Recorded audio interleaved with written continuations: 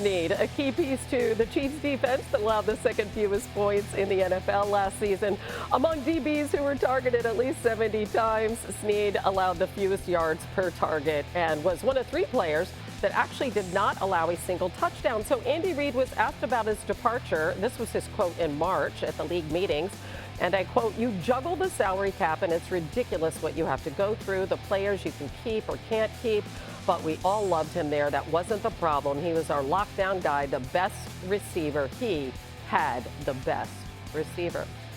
Lewis, so let's start right there. How big of an impact is his absence in your estimation? This is a defense that carried the Chiefs the first part of the season.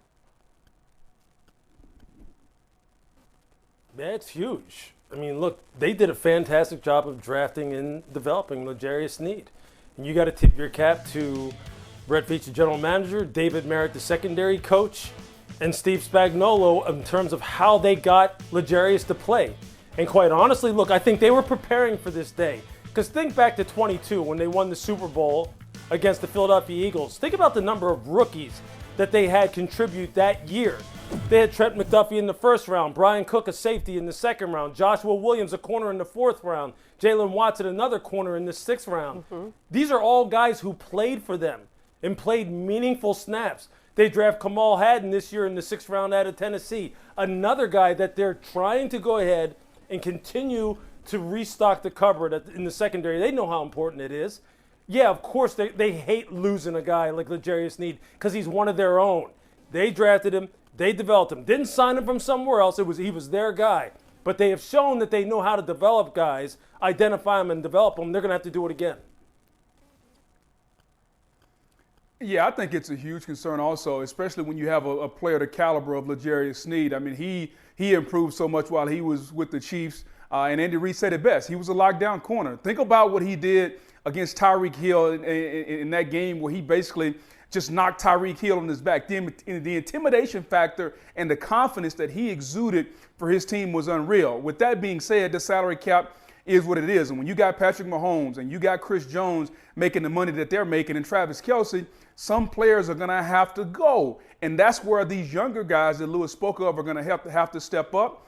I look for when you in the secondary, when you talk about Trent McDuffie, Justin Reed, those guys are going to have to play a bigger role in that secondary. George Karlaftis, Nick Bolton, Mike Dana, those guys have got to step up. When you lose guys, your veteran guys should be better and take the next step. And I think that's what Kansas City is counting on. But Andy Reid is right. They would love to have him back. The fact that he's not there, I think that's Tennessee's game. But they're going to have these young guys learn and learn fast in order for this defense to continue to be better. Yeah, I mean, they knew they couldn't hang on to Jones and Sneed. I only had $1, Adam, for every time I've asked you this question. What's the latest with those negotiations?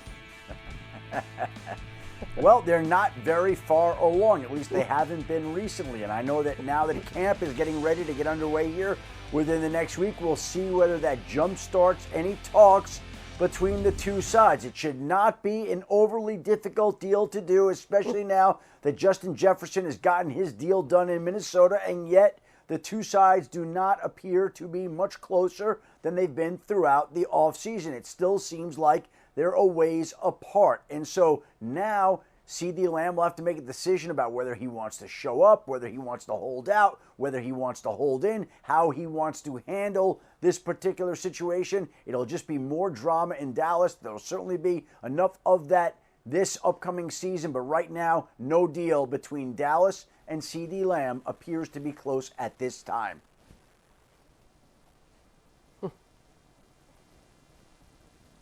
Yeah, look, I mean, CD, he's just that guy. They have to get him done simply because of the fact that the same situation in Minnesota. All right, he represents such a huge part of the passing game production, or pass receiving production, that you can't win without him. And honestly, look, I'll just say this about wide receivers quickly. Wide receivers have become the second most important position of all in football, regardless of what level you're talking about. Why? Because they help you score points. They help you score points quickly. And the excitement that they bring attracts other players to your organization. Whether you're talking about high school, college, or football, you have to pay them. You have to.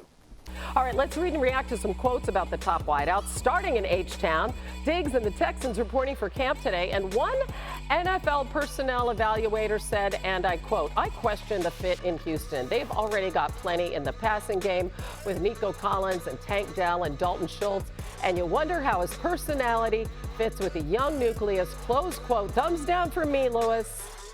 What are your thoughts about this quote? Yeah, I think this is just one of those things where you're just kind of like trying to piece together, how you feel this is all going to work out without really taking into consideration the leadership structure, Hannah, that they have there. Is there anyone in the NFL that you would put over DeMeco Ryans in terms of being someone who can relate to players young and old and command their respect every single day? No. Do you think that anybody right now really questions the fact that C.J. Stroud is the leader on offense? No. Will Anderson on defense? No. You think that Stefon Diggs wants to win? Yeah. He'll fall in line. He'll be just fine. This team's going to be dangerous. Amen, Lewis. Amen to that. All right, let's go to Detroit next, where Amon-Ra St. Brown was 7th on the list. But this, according to one NFC executive who said, quote, "That scheme is what offensive coordinator Ben Johnson has done. It makes him look good, not taking anything away from him. But he's more dependent on the scheme than some of the other receivers on this list," close quote, which that absolutely does take away from him. Booger, what do you think of this take? Yeah, I'm going to disagree with it a little bit. I think, anytime you talk about a guy, whether it be an offensive guy or defensive guy being scheme dependent, listen, there's a scheme for everybody out there. That has nothing to do. It's like when they call a quarterback a game manager. That's his job, to manage the game. But as far as Amon-Ra St. Brown, he can play inside, he can play outside. He's proven to be dependable. He can catch the football, and I think he's exactly what the Detroit Lions need in the number one wide receiver, which is why they paid him a ton of money. See, if they had a bunch of wide receivers there that all were like 6'3" and ran 4.2 and had 40-inch verticals, but they had nobody who can call plays, then they'd be complaining about the offensive coordinator, right? Saying that he stinks and we need to fire everybody. I mean, these kind of things, man. Like, I'm done. I hate that kind of stuff. There is no one who hates anonymous quotes more than I do than Louis Riddick. Put your name on it. Okay, Adam. It just doesn't make any sense. But. I know.